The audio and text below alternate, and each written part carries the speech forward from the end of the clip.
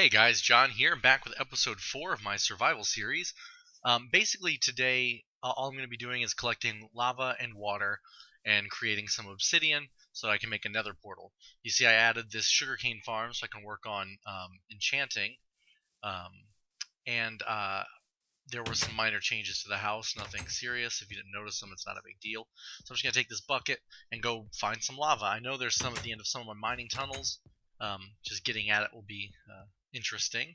And then I'm going to get some water, and then I'm going to bring them back down here, hollow out a room. You put the lava down first and have the water flow over lava source blocks to make obsidian, and then we'll make a portal. So I'm going to speed all this up, and we'll be back in a flash.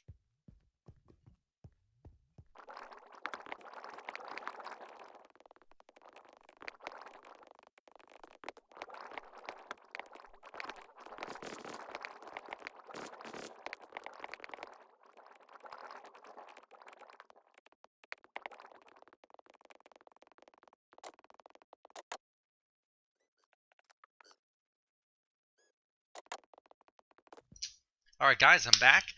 Thank you for bearing with me. Here's where I'm going to make my room. And I did want to mention right quick that if you cut out a hole 1 block deep and 2 by 2, just 4 squares, and put water in opposite corners, it'll make an infinite water source. So that's what I'm going to do. Anyway, I'm going to phase this out real quick and cross into this room being done. So 1 second. Alright, so I'm going to go in and I'm going to make the water source. I was going to speed this part up, but I'll actually show you the infinite water source instead. So there was really no reason for me to mention it. And this is going to be the area here where I put the lava. And again, you want water to flow over top of lava source blocks. If it's not a source block, you just get obsidian, or if the lava flows into the water, you get cobblestone. And if the lava flows in the water, you get the same thing. So that's all you need to do for the infinite water section. Cut out that size, and then look, water comes right back.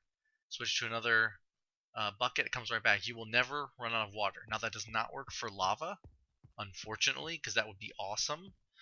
Instead, I have to keep going down and collecting lava, which I didn't want to have to do, but it is what it is. Just as before, I'm going to go ahead and speed this part up as well. Nobody wants to watch this, it's boring. So once again, I will be back in just a moment.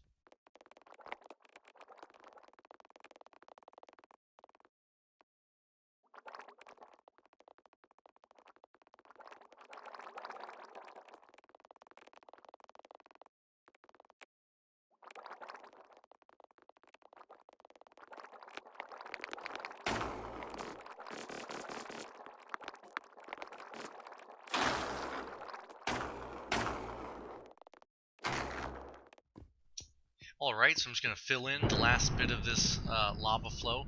I missed a couple spots, so it's not going to be perfect. I will get some, and you can tell because it's not flat, it's flowing. I will get some cobblestone out of this instead of obsidian, but it'll be fine. And really, you don't need 4 buckets. I probably just do it in 1. I'm going to surround the area here because the last thing you want to do is have it flow over, and then you have to fight your way back to the start of it, and it's just a pain in the butt. So I'm going to put water in both these slots. Again, it's really unnecessary. I'm just going to do that because whatever. I don't know. I decided to, so I'm just going to stick with that plan. So you see there's a little bit of cobblestone down there. Also, you could use your bucket to pull that water back out if you don't have an infinite water source like I do. But again, since I have it, there's no need to conserve the water. So I'm going to just get rid of this cobblestone real quick, and that's all obsidian. That's what it looks like in my texture pack, so I apologize. And obsidian takes an awfully long time. I've counted it. Every little thump sound of the pick hitting, it takes about 50 of them, so it takes a while. So what I'm going to do here is I'm just going to speed up the process for you. Of course, I won't be speeding it up for myself, and I'll be back as soon as that's done. Alright, there we go. So I got 11 pieces out of it. And what I'm going to do now is I'm actually going to go refill it and do it again. So I'll be right back. Interestingly, I did it twice, and I got 11 both times. So I guess I'm putting the lava exactly the same way every time, which is kind of funny.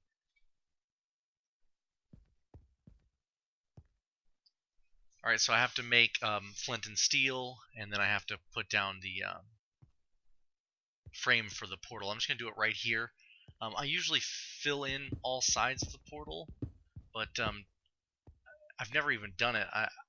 I believe you can just put 2 blocks down for the bottom, then 3 blocks for the top, and 2 blocks, for the sides, excuse me, and then 2 blocks at the top. Usually I fill in those corner blocks. But I don't have I have a fair amount of obsidian, but, you know, it can be kind of hard to come by, and it's a pain to mine, so I'm just going to save as much as I can. Now, like I said, I have to go make some flint and steel with a piece of flint and a single iron ingot, and I will have the mechanism for starting my portal. Use it to light it on fire.